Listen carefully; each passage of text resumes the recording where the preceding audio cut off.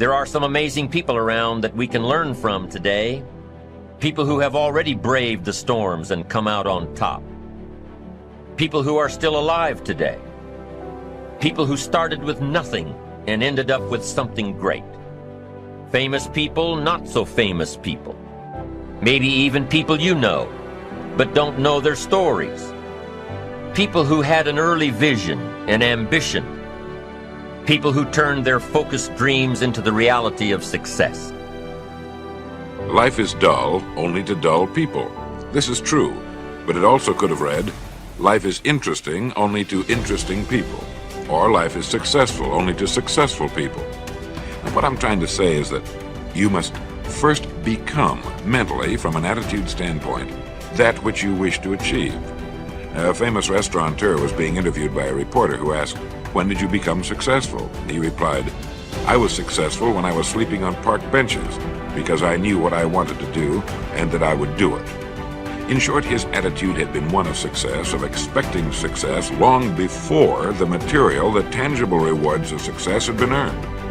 But for now, remember that a person must act, look, and because of these things, feel successful before the success he seeks can come. We must learn from personal experience. Pretty simple. Learn from what happens to you. Take a look back over the last few months. Did you make some mistakes? How could you correct those for the future? Take a look back over the last year. Have you done it right or done it wrong? Let's correct it for the next year. Don't drown in a sea of your own negativity when you can float on the ocean of life. You are meant to be a wonderful, loving expression of life. Life is waiting for you to open up to it, to feel worthy of the good it holds for you. The wisdom and intelligence of the universe is yours to use. Life is here to support you. Trust the power within you to be there for you. The moment you start feeling abundant and worthy, you are generating wealth. The moment you're empowered and feel it, you're beginning to step towards your success. The moment you start feeling whole, your healing begins. And when you love yourself and you love all of life, you'll create an equal. And now you're causing an effect. And I think that's the difference between living as a victim in the world, saying, I am this way because of this person or that thing or this experience. They made me think and feel this way. When you switch that around, you become a creator of your world, and you start saying, my thinking and my feeling is changing an outcome in my life. And now that's a whole different game, and we start believing more that we're creators of reality. This is your moment to shine. And if you're not willing to shine, then step aside. If you're not willing to work, then this is not the place for you. You got to toughen up. You got to look up. You got to build up. If you want it, this is the time to go get it. But you got to work for it. You got to believe in it. You got to trust in it. If you put yourself in a new situation, then new genes code for new proteins and build new neural structures and new nervous system structures. Same thing happens to some degree when you work out, right? Because your muscles are responding to the load, but your nervous system does that too. So you imagine that there's a lot of potential you locked in your genetic code. And then if you put yourself in a new situation, then the stress, that's the situational stress that's produced by that particular situation, unlocks those genes and then builds new parts of you. So that's very cool, because who knows how much there is locked inside of you. Okay, so now here's the idea. So let's assume that scales as you take on heavier and heavier loads. That more and more of you get more and more informed because you're doing more and more difficult things, but more and more of you gets unlocked.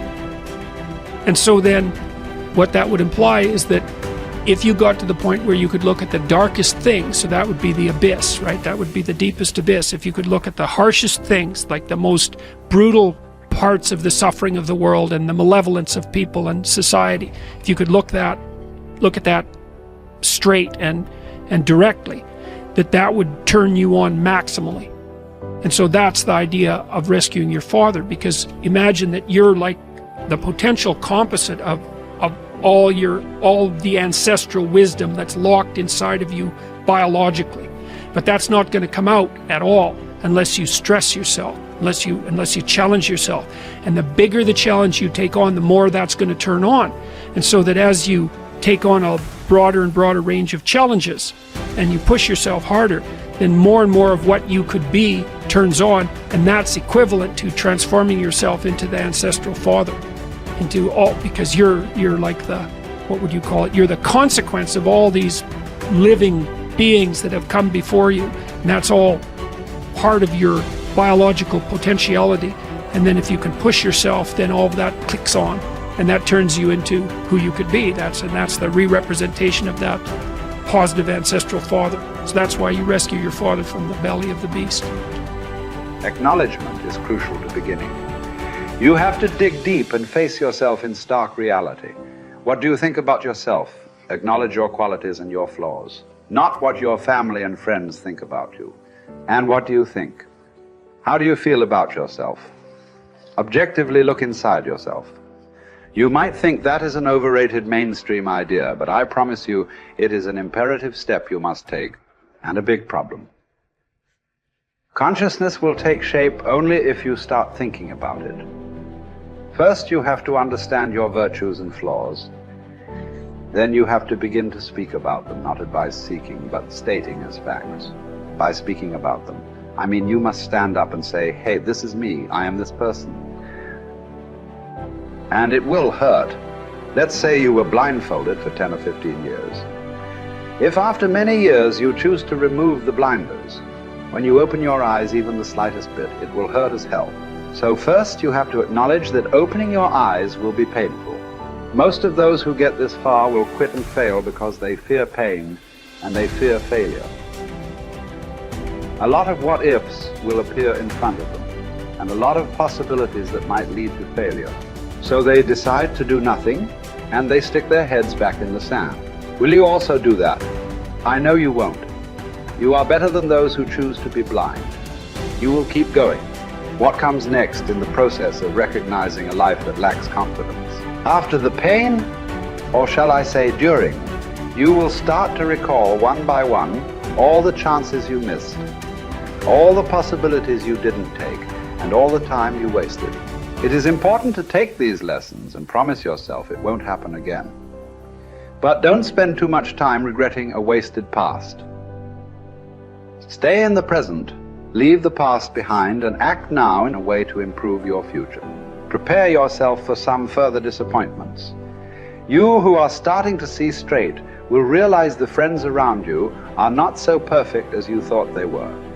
You will see their blindness and how they mismanage their lives. Don't start mocking them. Don't tell them how stupid they are because they haven't asked for your opinion. You must know they are not yet ready to open their eyes. This process has to start from within. You don't achieve worthwhile goals quickly or easily. They take time. They take struggle. They take relentless pursuit, day in and day out. That's what it takes. But also, things don't usually fall apart quickly either. At least at first, it's a slow process. A little slip here, a little setback over there, a little wearing down of discipline and will over time. That's the thing. Success and failure are generally slow processes, either slowly building things up or gradually tearing them down. And that's why I say you've got to pay attention. You have to watch. You have to watch every single second, because those seconds, they turn into minutes, and minutes turn into hours, and hours turn into days, and days turn into years. And so that second that just went by, that counted. And so did that second. And so did that one. And in those precious seconds, you were either building or you were decaying. You were either gaining ground or you are losing ground. In that second, and in every second. Every second counts. So make every second